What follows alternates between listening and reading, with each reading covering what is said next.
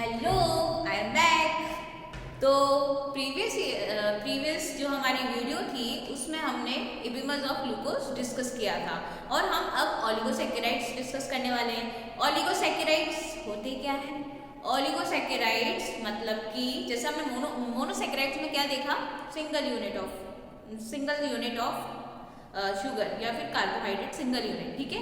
उसमें हमने सिर्फ कार्बन नंबर्स लिखे थे, ठीक है, ऐसे। बट वैसे ही एक यूनिट से ज्यादा यूनिट्स जब बॉन्ड हो जाए, ठीक है, बॉन्डेड हो जाए एक दूसरे से और एक चेन बना ले या फिर एक कंपाउंड बना ले, उसे हम क्या कहेंगे?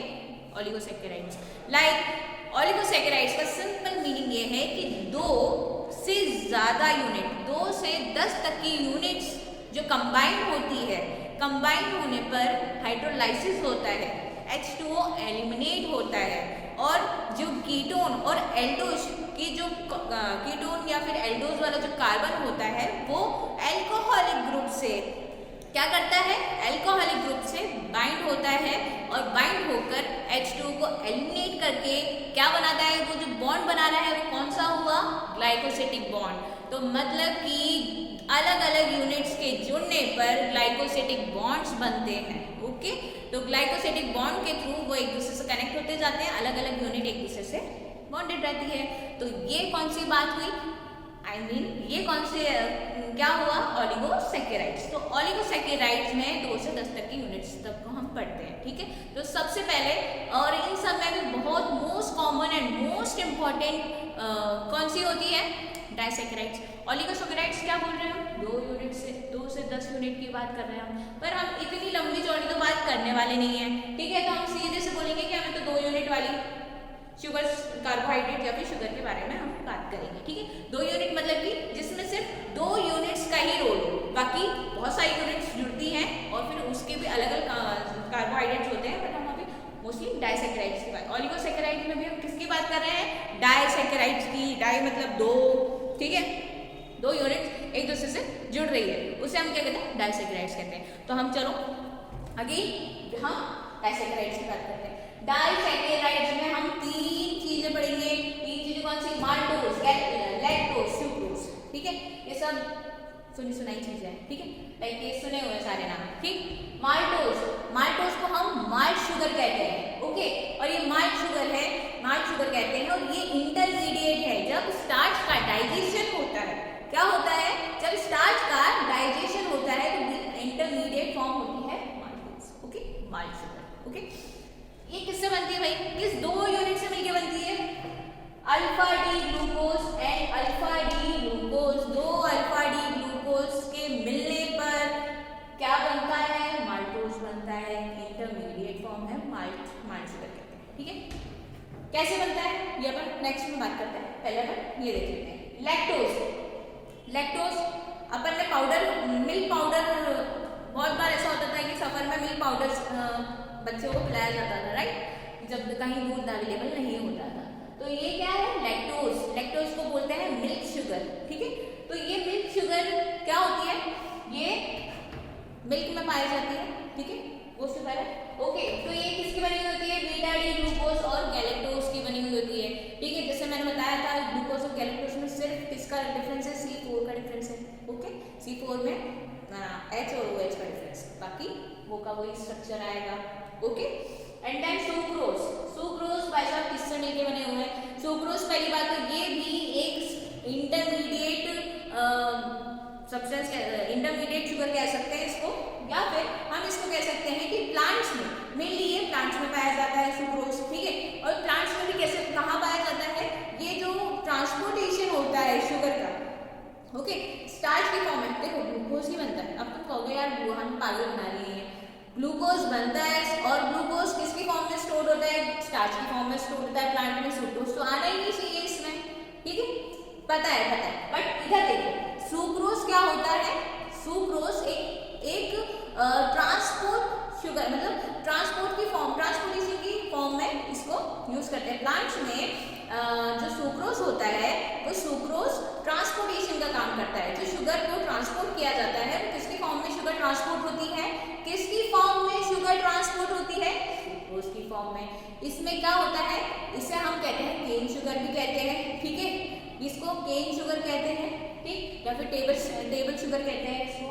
तो ये किसमें पाया जाता है, जबकि प्लांट्स में एक जगह से दूसरी जगह पे जब शुगर का ट्रांसपोर्ट होता है तो ट्रांसपोर्ट किसकी फॉर्म में होता है, ओके। तो ये सुक्रोज किसकी बनी होती है भाई साहब, ये अल्फा डी ग्लूकोज और बीटा डी फ्रक्टोज के फॉर्म में होती है, ठीक है। एक ग्लूकोज और फ्रक्टोज सेम होते हैं, एक एल्डोज शुगर है, एक कीटोन शुगर है, ठीक है, बाकी सेम, ठीक। अब हमने जब ये तीन की बात कर ली है तो इन तीन की बात में अब हमें ये तो पता होना चाहिए कि दो जो यूनिट्स हैं वो एक दूसरे से कैसे जुड़ती हैं।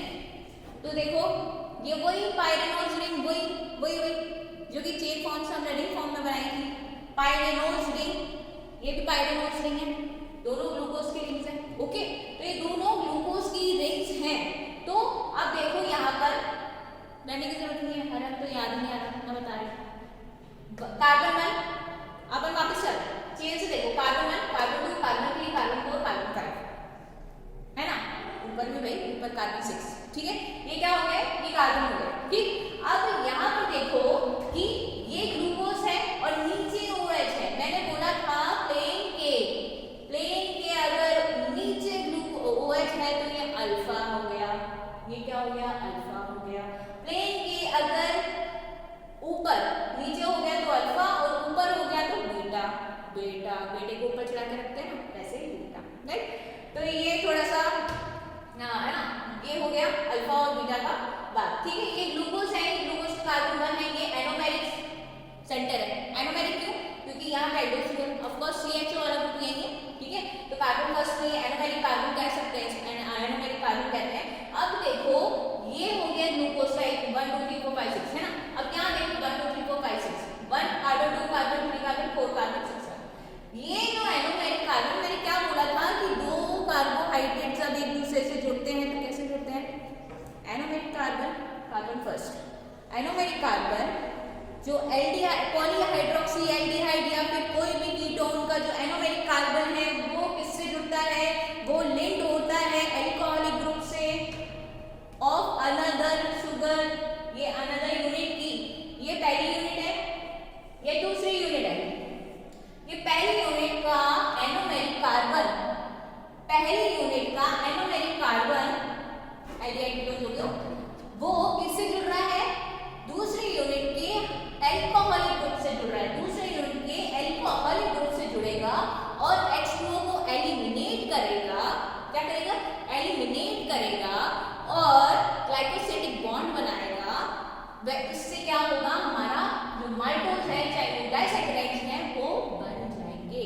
तो कैसे बनेंगे, देखो ये रहा एनोमेरिक कार्बन, ठीक है, ये OH है फर्स्ट कार्बन का, ये 1 2 3 4 फोर्थ कार्बन का अल्कोहलिक ग्रुप है, ये रहा OH।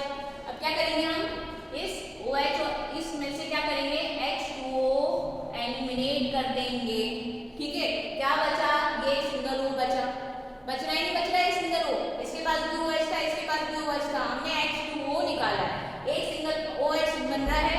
तो ये जो OH है वो भाई साहब क्या करेंगे, अब ये भाई साहब अब यहाँ पर बॉन्ड बना लेंगे और इस बॉन्ड को कहते हैं, इस बॉन्ड को कहते हैं हम ग्लाइकोसिडिक बॉन्ड। क्या कहते हैं हम इसको, ग्लाइकोसिडिक बॉन्ड। ढंग से नहीं बनाया है मैंने, आई करेक्ट माई सेल्फ। ये हो गया, ठीक है, ये दोनों के H ऊपर रह गए, यहाँ से OH H2O निकल गया, यहाँ पर क्या बच गया, ये O। तो ये वाला जो बॉन्ड है, ये बॉन्ड को हम बोल रहे हैं ग्लाइकोसिडिक बॉन्ड। क्या बोल रहे हैं हम इसको, दो जो ग्लूकोज की जो यूनिट है वो किससे जुड़ी हुई है, ग्लाइकोसिडिक बॉन्ड से। हम इसको ग्लाइकोसिडिक बॉन्ड कहते हैं, ठीक है।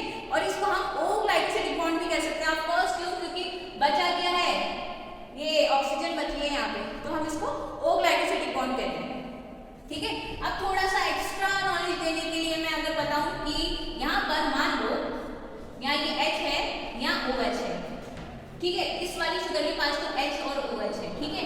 बट यहाँ पर आप मान लो यहाँ NH2 है, यहाँ H है। अब कहोगे यार यहाँ तो OH है ही नहीं, तो हम H2 कहाँ से निकालेंगे, तो कैसे निकालेंगे, देखो इसके पास H2 है, NH मान लो यार, ठीक है, ठीक।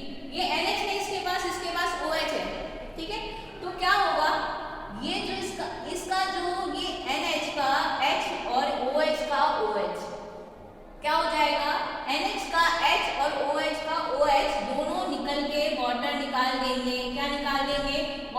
डाल देंगे और बॉन्ड किसका बनेगा, बॉन्ड बनेगा N आएगा बीच में। तो कहने को तो ये क्या है, ग्लाइकोसिडिक बॉन्ड ही है, बट यहाँ पर N रह गया बेचारा, तो N रह गया तो इसको हम बोलते हैं N ग्लाइकोसिडिक बॉन्ड। क्या बोलते हैं हम इसको, N ग्लाइकोसिडिक बॉन्ड, क्योंकि N भाई साहब है, ठीक है। और अगर O होता है तो O ग्लाइकोसिडिक बॉन्ड, ठीक है। पर ये थोड़ी बड़ी बातें हैं, मेनली दो शुगर यूनिट को कौन जोड़ता है, ग्लाइकोसिडिक बॉन्ड, ठीक है।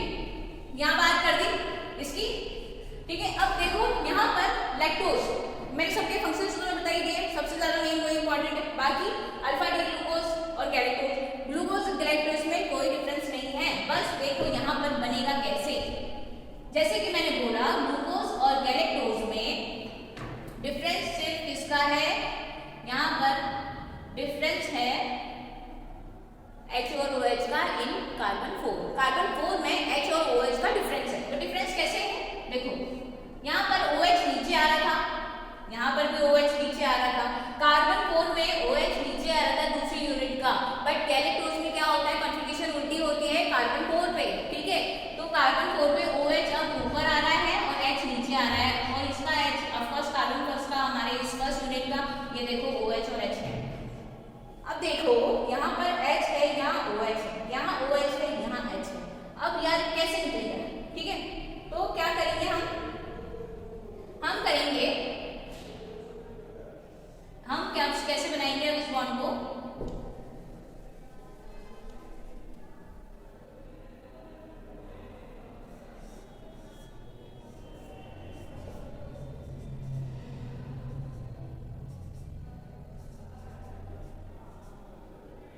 ऐसे बन जाएगा, थोड़ा सा तिरछा बन जाएगा, ठीक है। तो देखो कहने का मतलब हमने यहाँ तक बात कर ली थी, यहाँ पे हमने देखा माल्टोज, लैक्टोज और सुक्रोज, तो ये जितने भी जो शुगर्स है वो इसी ग्लाइकोसिडिक बॉन्ड, जैसे मैंने तुम्हें बताया ग्लाइकोसिडिक बॉन्ड, उसी के अकॉर्डिंग ये जो डाइसैकेराइड्स है वो एक दूसरे से लिंक्ड होती हैं और ये दूसरी शुगर्स बनाती हैं, ठीक है। तो ये हो गया हमारा पूरा ऑलिगोसैकेराइड्स, ओके। अब हम बात करते हैं नेक्स्ट वीडियो में पॉलीसैकेराइड्स। पॉलीसैकेराइड्स बहुत इंपॉर्टेंट है क्योंकि वो नेचुरली और फंक्शनली हमारे लिए बहुत इंपॉर्टेंट है, ओके। तो हम नेक्स्ट वीडियो में देखते हैं।